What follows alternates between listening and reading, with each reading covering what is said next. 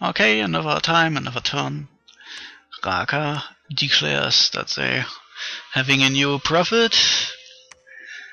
Someone lost their spy to us.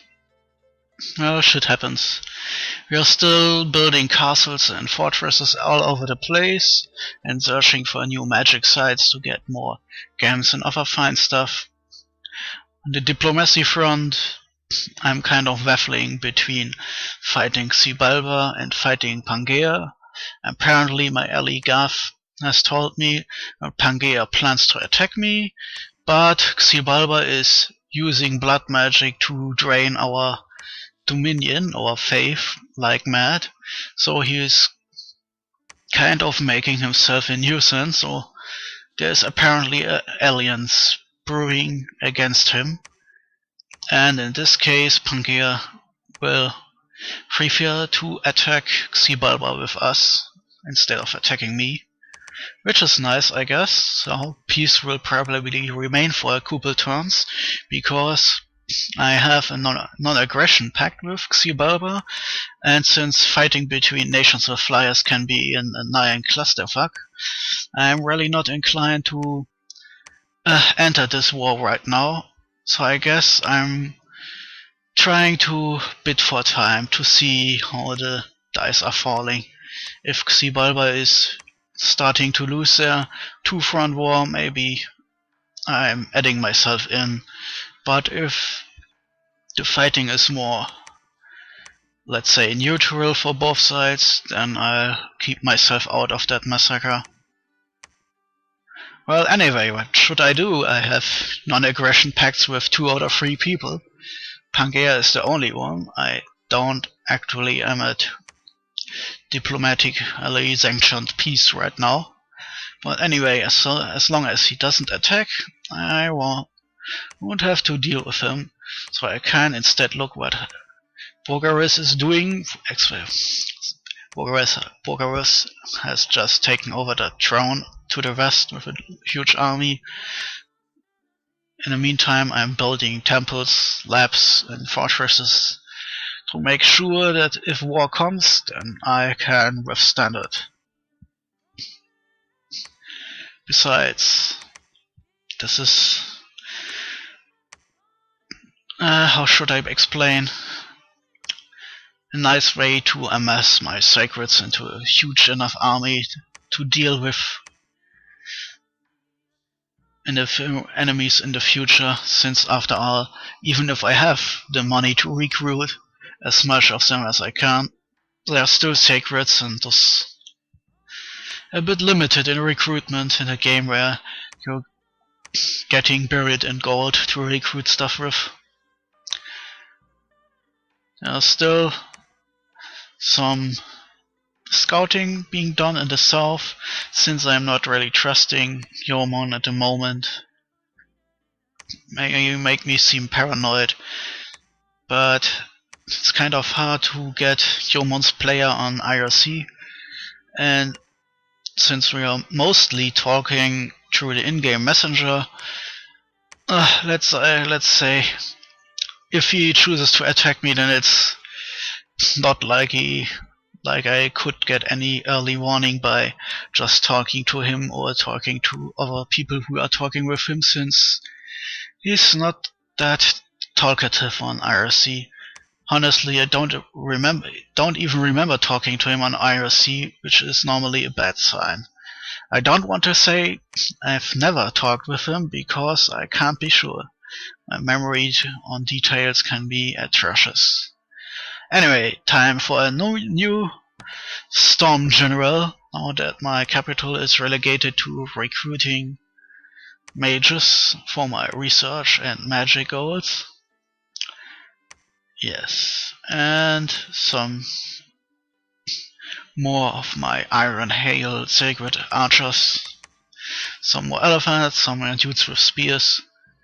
Sooner or later I should get the more expensive units, since I have the money and resources to spare. And that's it basically. Right now we are just doing a lot of organizing, building, and planning for the future. Since all independent provinces except those thrones with their high magic defense are gone, there's war soon in the east. Right now it's all just talk, but armies are gathering and mobilizing, and I still have to make sure I get no trouble from Bogaus and Yoman.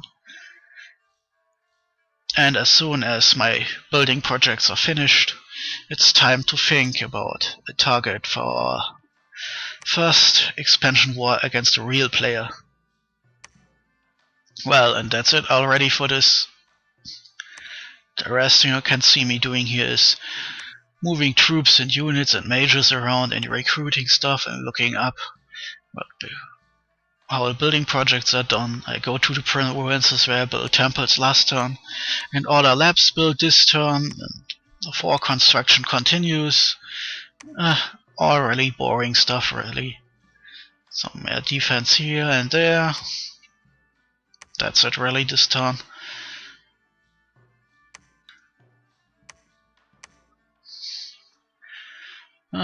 Maybe sending a text message, maybe not.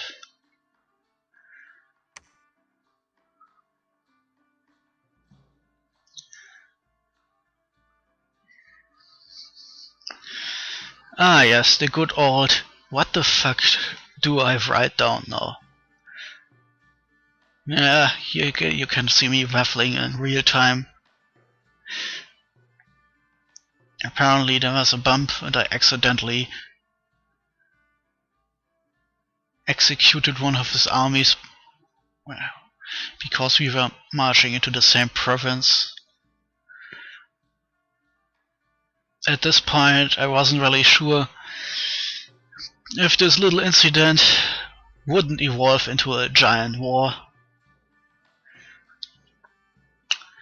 But spoilers, in the end it turned out that Yoman didn't want to fight me and I didn't really want to fight him, so peace reigned for a couple more turns.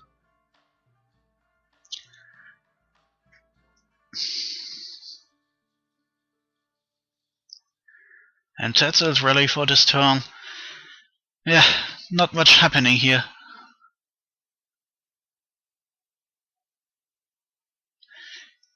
Now I start writing down more stuff. Just for the heck of it. Explaining what I do, what I did and blah blah blah. Man, if you're watching this, I think you can safely skip to the end. I'm just showing this so you can read the finished message in the end. And because I'm too lazy to just cut this in between. Oh yes, I completely forgot. I had this crazy idea to sell the province I took over for 1,600 gold or something equally ridiculous, because I thought he would never pay this, but I forgot. Since we are in a gimmick game where everyone is rich, he actually did. Here I am still trying to find out what I want by calculating what I have spent and what I would accept to get back. And it looks like I settle on 2,500 gold for the province. I bumped his army in.